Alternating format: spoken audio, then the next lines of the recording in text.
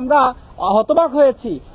একে তো প্রশাসন এগিয়ে আসে নাই, অপরদিকে পরবর্তীতে যখন আমাদের প্রতিনিধিগণ আবার সকল ডকুমেন্ট নিয়ে মামলা দিতে গিয়েছে তখন তারা সেই মামলা নিয়ে এই মামলা না নেওয়ার মাধ্যমে নতুন বাংলাদেশকে এই সরকার কি দেখাতে চাচ্ছে, কি নজির উপস্থাপন করতে চাচ্ছে, যেখানে একজন নির্বাচিত প্রতিনিধি, কয়েকজন নির্বাচিত প্রতিনিধি দিনের আলোয় ক্যামেরার সামনে আমাদের কাছে ডকুমেন্ট এসেছে এবং সাংবাদিকদের উপর হামলা করেছে দিনের আলোর মতন পরিষ্কার।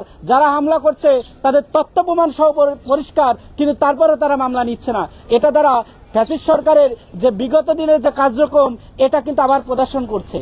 এবং আমরা মাননীয় স্বরাষ্ট্রমন্ত্রীকে আহ্বান করতে চাই, আপনার কোন সংবিধানের কত নং ধারায় উল্লেখ আছে যে থানার মধ্যে হামলা করতে পারবে, যে কোনো দল এসে, যে কোনো গোষ্ঠী এসে একজন নির্বাচিত প্রতিনিধির উপর হামলা করতে পারবে?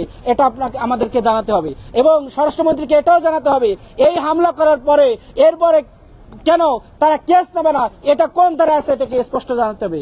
আমরা উদাত্ত আহ্বান জানাই সরকারের সুদায় বুদ্ধি উদয় হোক, তারা যেন অতি সত্বর মামলা গ্রহণ করে এবং যথাযথ কার্যকর ব্যবস্থা গ্রহণ করে। যদি যথাযথ কার্যকর ব্যবস্থা গ্রহণ না করে, আগামী বিগত আপনারা আন্দোলনকে দেখেছেন, ঢাকা বিশ্ববিদ্যালয়ে যখন আন্দোলন ডাক দিয়েছে তার কি রূপ ধারণ হয়েছে। যদি আপনারা যদি উদ্যোগ গ্রহণ না করেন তাহলে অতি সত্বরই একটা কঠোর আন্দোলনের দাগ আসবে। সবাইকে উদাত্ত আহ্বান জানাবো যে আপনারা আপনাদের সুদায় বুদ্ধি উদয় হোক।